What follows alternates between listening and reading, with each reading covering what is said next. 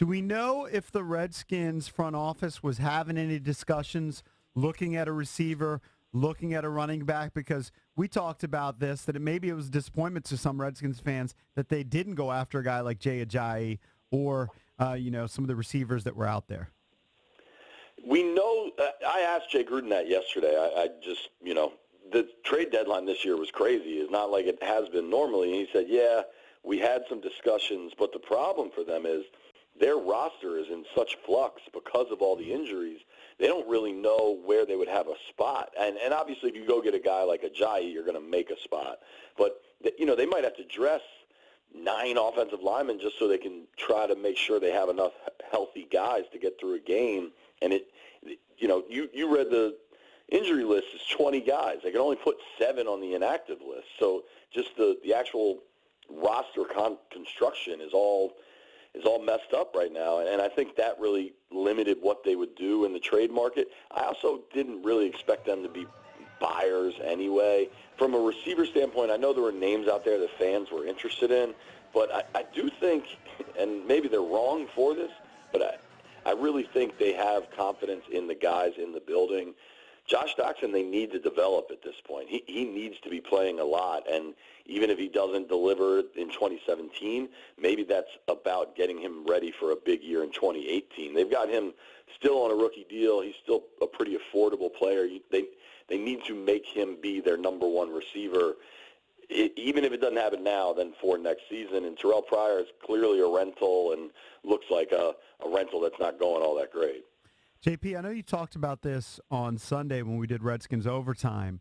At one point during the game, they had an empty backfield set, and they didn't have Doctson or Pryor on the field. Now, a lot of that is early in the game. Sometimes they had the 2 tight ends, like you mentioned, with Vernon Davis and Jordan Reed. I actually think this could be a blessing. Is there a possibility that you're going to see different packages? Because they had been relying on that 2 tight end, 3 tight end package so much that you didn't fit in Pryor and Doctson on the field. Yeah, I think they kind of have to get creative now. We'll see what it means. I think it also means they just have to lean on Chris Thompson that much more.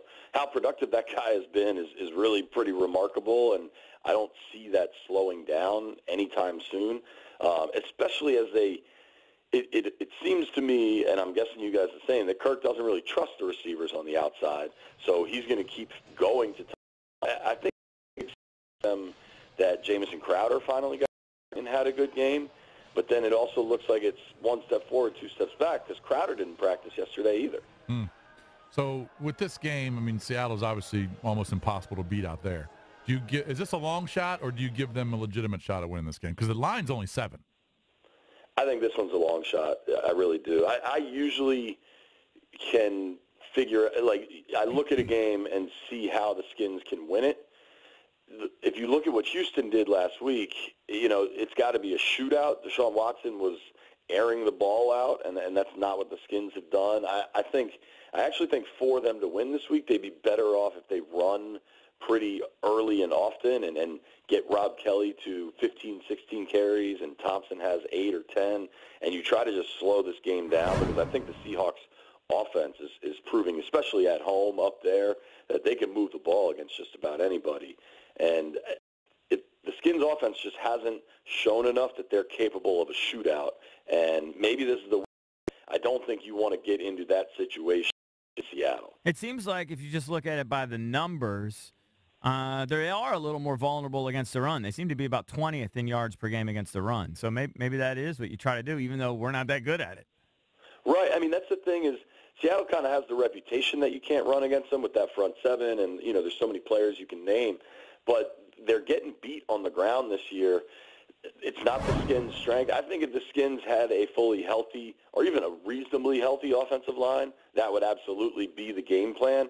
In the games the Skins won, in the games the Skins looked good. Think about the Rams game, the Raiders game. They were running the ball a lot, and it seemed like they were establishing this identity with a really good defense and a commitment to the run, whether or not it was that good.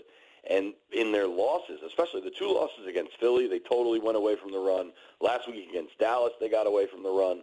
So some of it is just dictated by the injuries, I think, but some of it is the coaching staff has to remain committed to the run game. You know, it's interesting. I'm just looking at the giveaway takeaway stats. You know who's in fumbles? The Redskins. Dead last in giveaway? We fumbled the ball more than any other team in the league. Oh, so they have the I most. mean, think about it. Kirk probably has 3. Chris Thompson has 1. Crowder has a couple. There's been plenty of fumbles. Yeah. Last week against the game, the Seahawks only had 33 yards rushing. The running backs their running backs gave them 4 yards rushing against they Houston. cut It's a dreadful Lacey. rushing They attack. cut Wilson- Lacey. He said, see ya. And Lacey, yeah. So McKissick, Lacey, Rawls combined for 4 yards net. CJ Procise, I mean, he can't get on the field. He can never stay healthy. So Drab told me Lacey's actually still there. It was a false report. So Lacey is still there. All right, well, they didn't do anything against Houston on the ground. So it was all Wilson throwing the ball.